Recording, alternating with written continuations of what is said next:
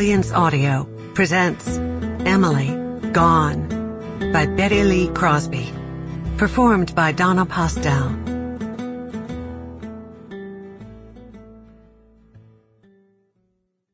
The heart of a mother is a deep abyss, at the bottom of which you will always find forgiveness. Honoré de Balzac. Hesterville, Georgia. It's been 47 years since the music festival took place out at Harold Baker's farm, but everyone in Hesterville remembers that weekend. Not because of the music, which was so loud you could hear it clear over in Weston, and not even because of the 19 people arrested, 12 for shoplifting, 6 for parading down Main Street naked, and 1 for breaking the front window of Brian's pet shop. No, the reason the people of Hesterville remember that weekend is because of what happened to the Dixon family. None of the locals was in favor of the music festival being there. It was as if they sensed trouble before it even started. And just as suspected, the trouble showed its face in the ugliest way possible. It began 2 days before the festival was to start, and continued throughout that last miserable night. You might think that on the final night, when the heat wave broke and a drenching rain turned the field into a giant mud hole, the partiers would have lost interest and left. But they didn't. They stayed.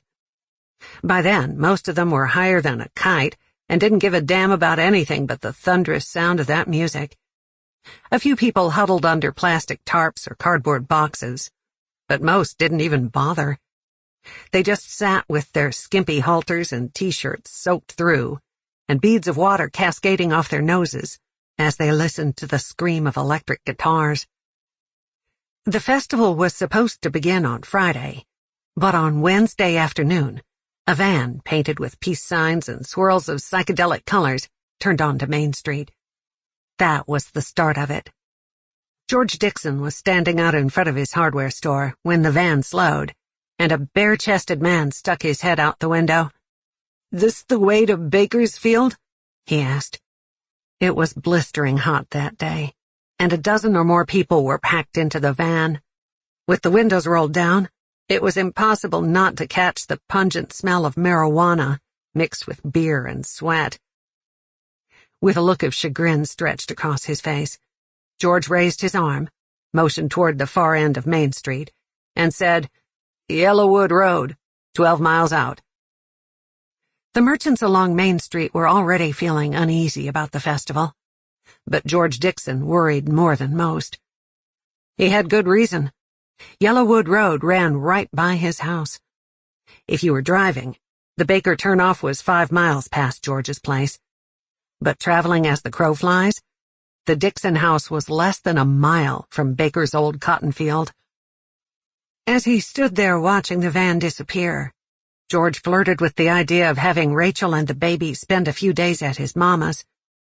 It was a fleeting idea, quickly dismissed, because the two women had no fondness for each other. Later he would recall having such a thought, but by then it was too late to do anything. That van was the first, but it certainly wasn't the last. Throughout the day, a steady stream of cars, trucks, and vans turned off the highway and rumbled down Main Street, their stereos and transistor radios blaring. Before the sky darkened and faded to shades of purple, thousands of partiers were camped out in that plowed-under cotton field. The month of August was always sweltering in Georgia, but that particular year was worse than ever. On Thursday morning, the sun came up looking like a fireball. Out there, where the land was flat and the shade trees few and far between, the heat was merciless. In a single afternoon, it could scorch a person's scalp and cause their shoulders to blister. After having caroused long into the night, the partiers woke with parched throats and empty stomachs. The concession trucks had not yet arrived, and wouldn't until Friday evening. Left with no other option, most of them headed back to... Sample complete. Ready to continue?